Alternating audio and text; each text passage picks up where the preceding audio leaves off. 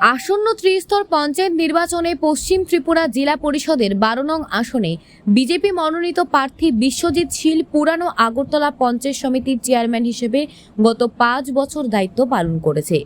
এবছর দল ওনাকে দায়িত্ব দিয়েছে পশ্চিম ত্রিপুরা জেলা পরিষদের 12 নং আসনে প্রতিদ্বন্দ্বিতা করার। ইতিমধ্যে বিভিন্ন সভা শেষ করার পর এখন চলছে বাড়ি বাড়ি ভোট প্রচার। ইতিমধ্যে 17টি পশ্চিম ত্রিপুরা জেলা পরিষদের আসনের ভেতরে 2টি আসনে বিনা প্রতিদ্বন্দ্বিতায় জয়ী হয়েছেন বিজেপি প্রার্থীরা। আগামী 8ই আগস্ট নির্বাচন।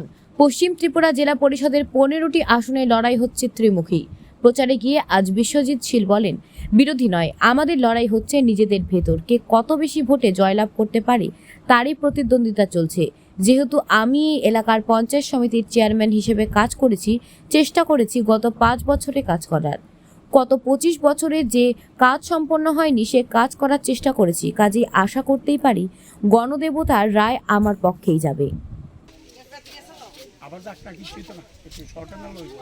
কিরকম প্রচার চলছে, কিরকম সাড়া পাচ্ছে? আপনারা জানেন যে আমি পঞ্চায়েত সমিতির চেয়ারম্যান ছিলাম বা এখনো আছি। বিগত 5 বছর ধরে এই পঞ্চায়েত সমিতিতে আমি কাজ করছি, এই এরিয়াতে কাজ করছি। তো সারা বলতে আসলে সারা তো প্রচণ্ড সারা, সেখানে বিরোধী নেই, তারা প্রার্থী নামে দিয়েছে কিন্তু কোনো প্রচারে তারা নেই। তো আমরা একটা চাইছি, আমাদের বিরোধী যেহেতু নেই, আমাদের নিজেদের মধ্যে সেটা প্রতিযোগিতা হচ্ছে যে আমাদের আরও 17 জনের মধ্যে 2 জন ইতিমধ্যেই তারা বিনা প্রতিদ্বন্দ্বিতা পাশ করে গেছে। বাকি যে 15 জন ক্যান্ডিডেট আছে আমাদের মধ্যে প্রতিযোগিতা হচ্ছে কে কত বেশি ভোটে জিতবে। কারণ বিরোধীরা প্রার্থী দিয়েছে, তাদের কোনো অস্তিত্ব সেখানে নেই। পঞ্চায়েত সমিতি আমরা বিনা প্রতিদ্বন্দ্বিতায় সেখানে জয়ী হয়ে গেছি, তাদের প্রার্থী দেওয়ার মতো কোনো লোক সেখানে নেই।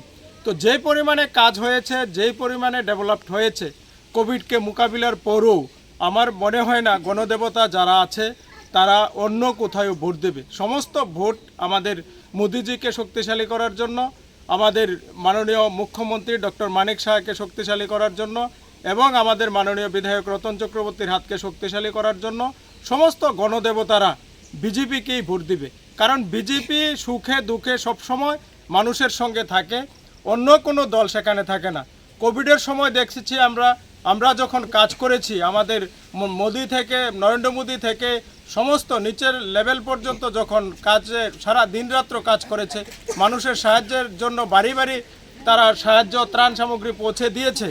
সেই সময় সিপিএমের যারা লিডার ছিল, কংগ্রেসের যারা লিডার ছিল, তারা তালা বন্ধ করে ভিতর থেকে ঘরে বসেছিল যাতে মানুষের সংস্পর্শে তাদের না আসতে হয়, যাতে তারা কোভিডে আক্রান্ত না হয়, তার জন্য তারা বসেছিল।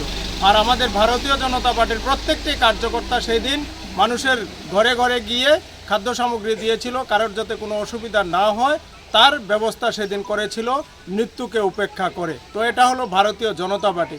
আরেকটা জিনিস, আপনার 25 বছরে যেই ডেভেলপড হয়েছে আর 6.5 বছরের সঙ্গে যদি তুলনা করেন, আমার 5 বছরের সঙ্গে যদি 25 বছরের তুলনা করেন, তাহলে দেখবেন এই খয়ারপুরে ওই ওল্ড আগরতলা ব্লকের মধ্যে প্রচুর কাজ হয়েছে। সেখানে আমি বিভিন্ন পঞ্চায়েতের প্রতিনিধিদের নিয়ে, মাননীয় বিধায়কের সঙ্গে মিলে সেখানে প্রচুর ডেভেলপমেন্ট ওয়ার্ক হয়েছে, যেগুলি একটা নজির সৃষ্টি হয়েছে আমাদের এই ওল্ড আগরতলা আইডি ব্লকের অন্তর্গত এলাকার মধ্যে। তো কী জন্য মানুষ তাদেরকে ভোট দেবে? তারা শুধু ছিল চাঁদাবাজিতে এবং লুটতরাজের মধ্যে এবং খুন সন্ত্রাসে তারা বিশ্বাস করত, খুন খারাপি করত।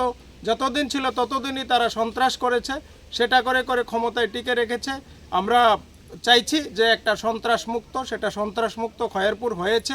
আগামী দিনে চাইব আমাদের যে কাজ সেটা আরও ভালোভাবে করব, মানুষের যাতে উপকারে আসে তার জন্য করব, মানুষের যাতে কোনো অসুবিধা না হয় তার জন্য আমরা করব।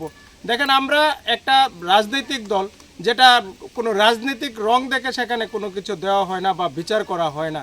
সেখানে আমাদের মোদিজির যেই স্লোগান সবকা সাথ সবকা বিকাশ, এই মন্ত্রে আমরা দীক্ষিত হই। আর অন্যান্য রাজনৈতিক দল যারা আছে তারা শুধু রাজনীতির নেতা যারা আছে তারাই শুধু পুঁজি বাঁধে, পাবলিক যারা আছে তারা সেখানে কোনো কিছু পায় না। তো আমি আহ্বান রাখবো, আমার শুধু এই পশ্চিম ত্রিপুরার 12 নম্বর আসন না, সমস্ত ত্রিপুরা রাজ্যের যতগুলি পঞ্চায়েত সমিতি এবং জেলা পরিষদে বিরোধীরা প্রার্থী দিয়েছে তাদের জামানত জব্দ হবে, শুধু সময়ের অপেক্ষা। আর আমাদের এই খয়েরপুরে তো জামানত জব্দ হবেই, আমরা রেকর্ড সংখ্যক ভোটে সেখানে জয়ী হব, এই আমাদের আশা রাখেন।